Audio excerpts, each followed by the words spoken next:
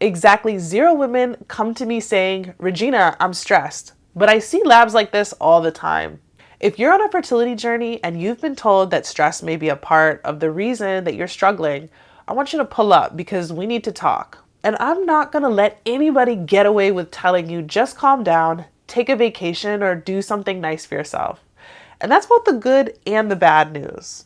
All right, so the bad news is that stress really may be affecting your fertility even if you don't feel emotionally stressed. But the good news is when we stop treating stress like a personality flaw and start looking at what it really is and what it's actually costing your body, we have somewhere real to begin.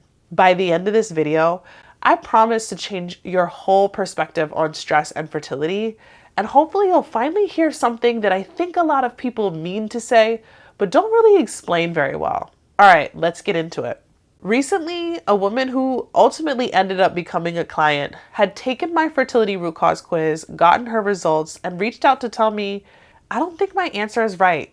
It says stress, but I don't feel stressed. Meanwhile, when we actually ran her hair tissue mineral analysis lab, it showed she was in what's called a 4 lows pattern, meaning that all of her major minerals were low. Calcium, sodium, magnesium, and potassium.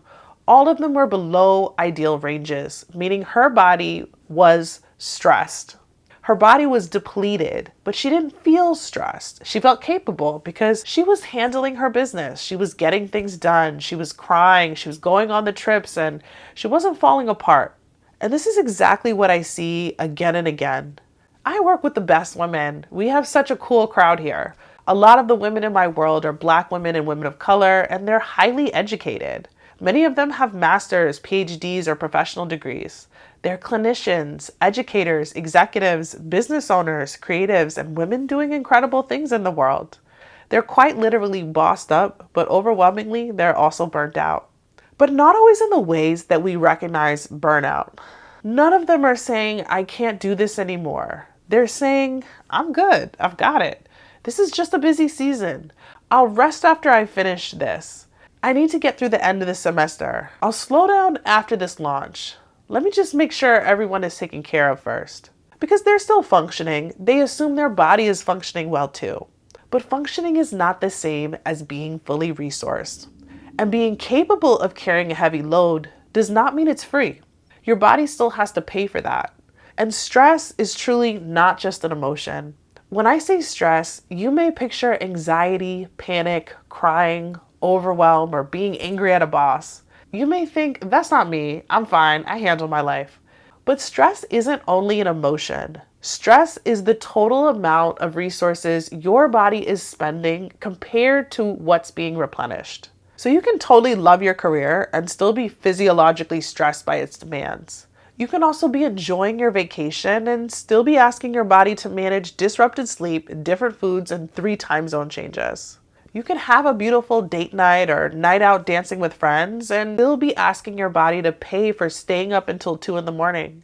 Your body does not decide whether something counts as stress based on whether you enjoyed it. Skipping breakfast costs something. Working through lunch costs something. Hard workouts without enough food or recovery cost the body something.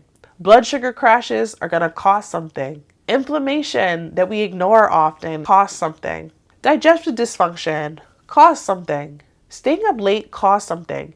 Even if you stayed up late doing something you love or stayed up late scrolling on your phone. Constantly researching fertility and analyzing every symptom and bracing yourself for another disappointing cycle costs something. Even being on a fertility journey can become another tab your body has running in the background all day.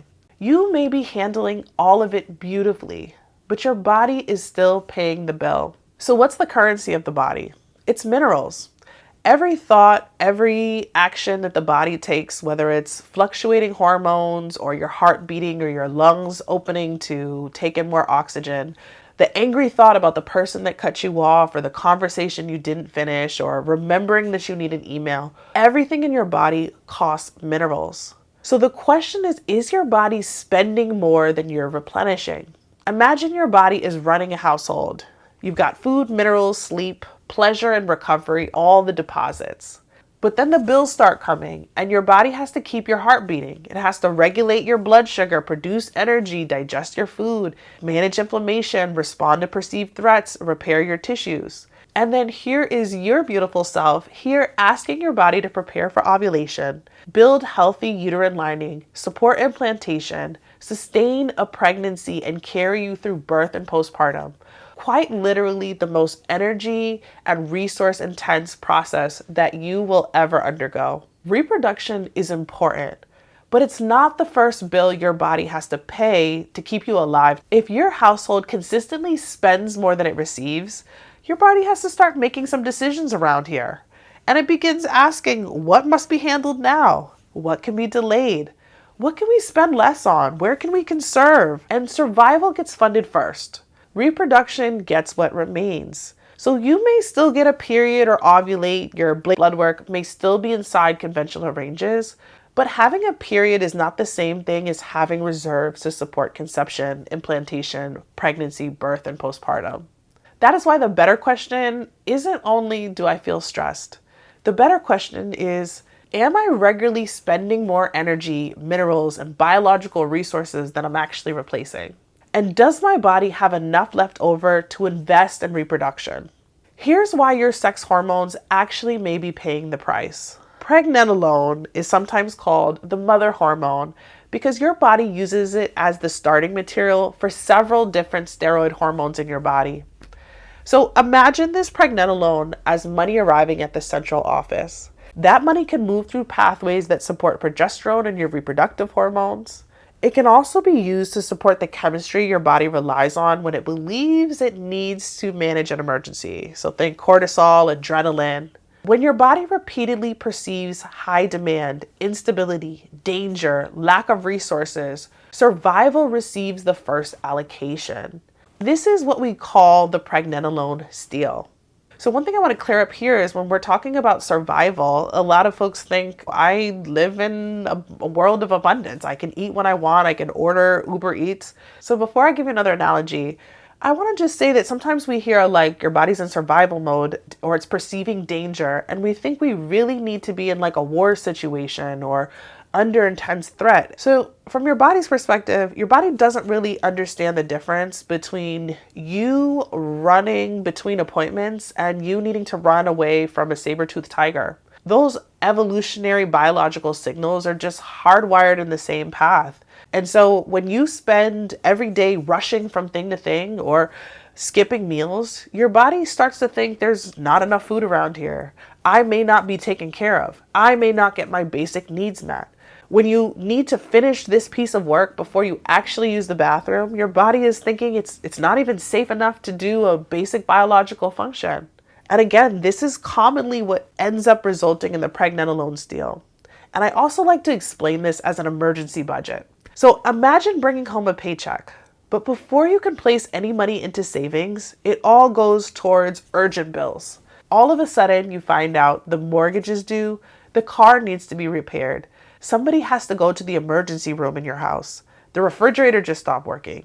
Money is coming in, but there's never enough left to build the future. Your body isn't maliciously stealing your progesterone. It's just prioritizing the chemistry it believes will help you make it through today. But progesterone is important for preparing and maintaining that uterine lining and supporting implantation that's needed to sustain early pregnancy. So if your body is constantly being asked to fund your go mode, your reproductive system may be trying to perform with whatever remains. This is why I don't look at fertility hormones without looking at the environment those hormones are being produced inside. And that's what I'm more interested in when we're first starting a fertility journey. Stress can actually look like productivity. So for some women, chronic stress looks like panic attacks, racing thoughts, and emotional overwhelm. But I'd argue for so many more women, it looks like productivity. It looks like being the dependable one. It looks like being the first person everyone calls. It looks like managing your career, your household, your family, your appointments, and your fertility plan, and still showing up polished and pretty. It can look like waking up tired and pushing through, needing caffeine to become yourself in the morning or just to get you through the day. It can be feeling exhausted all day, but wired when it's finally time to go to sleep. Struggling to recover from workouts that used to make you feel good, or just really having to drag yourself to the gym and not having a lot of motivation. It also looks like craving sugar every afternoon, having digestive problems that keep coming back, watching your cycle quietly change while everything else still appears normal enough. Sometimes stress just looks like numbness. You're not panicking, you're not crying, you're just feeling flat. Your motivation is lower, your libido is lower, you have brain fog, you feel disconnected from your body, or like you're moving through your life on autopilot. That is still your body communicating. Have you ever felt like this? Am I talking to you right now? Let me know which of these symptoms you resonate with most. In the 14 years that I've been doing this, I've had to back off the word stress, and I really call this go mode. Go mode is when your body has become so accustomed to producing, performing, anticipating, and pushing that it no longer remembers how to fully come out of high alert. You may not feel stressed because this pace is familiar. You may actually have been rewarded for functioning this way in your entire life. For a lot of us, we've actually been applauded for all of the things that landed us in this particular body. This can be what Black excellence looks like inside the body. Not because excellence is the problem, but because many of us learned how to achieve without ever being taught how to replenish at that level that we're producing at. We learned how to keep going. We learned how to make a way. We learned how to do twice as much and make it look effortless. And here we are now, and your body may be quietly saying, I need you to see what this is costing us. This is why telling a woman on a fertility journey to just relax is not only dismissive, it's incomplete. You cannot bubble bath your way out of a body that is underfed, inflamed, mineral depleted, or struggling to absorb the nourishment you're already giving it. A vacation may feel beautiful, and a massage may help. Rest matters, but your body needs more than a temporary break from your calendar. It needs consistent evidence that it is safe and sufficiently resourced. That evidence might look like eating a real breakfast instead of running on coffee until noon. It might mean stabilizing your blood sugar so your body isn't producing emergency chemistry every afternoon. It might mean supporting digestion so you can absorb the nutrients from the beautiful food and the expensive supplements that you're already taking. It might mean changing how you exercise because more is not always better when your body is struggling to recover. It might mean identifying and addressing inflammation, mineral depletion, or patterns in your microbiome that are increasing your body's workload. And yes, it also may mean learning to pause before everything is finished. Because if you only allow yourself to take a rest once the task is complete, you've created a life in which rest never comes. This is why I don't look at fertility as an isolated hormone problem. Your mineral status, your microbiome, your metabolism, your nervous system, and your reproductive system are always communicating. Your body is not a collection of disconnected parts. It's one intelligent system making decisions based on what it has available. So I need you to hear this. Your body is not betraying you. If your body is redirecting resources away from reproduction, that doesn't automatically mean it's broken. This is a sign of its intelligence, and the body is always doing the right thing. It might be saying, I'm already using everything I have to support the life we are currently living. And the answer is not to force it harder. When we do IVF, we're literally forcing the body to conceive before it's ready. Because if it was ready to conceive, it would. The answer is truly to understand where your resources are going and what is creating the greatest demand and what will help your body rebuild capacity. So no, after 14 years of doing this work, I don't expect you to come to me saying, Regina, I'm stressed. I expect you to come to me and tell me that you're fine, that you've always handled a lot, that other women have even more on their plates, that this is just the way your life works.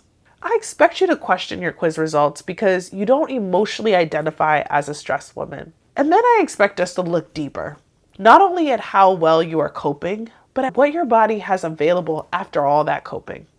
If you're ready to stop guessing and actually see how stress may be showing up inside your body, an HTMA gives us a place to begin. Hair tissue mineral analysis allows me to look at the mineral patterns connected to your stress response, metabolism, and energy production, which are all the things that underline healthy hormones and good egg quality.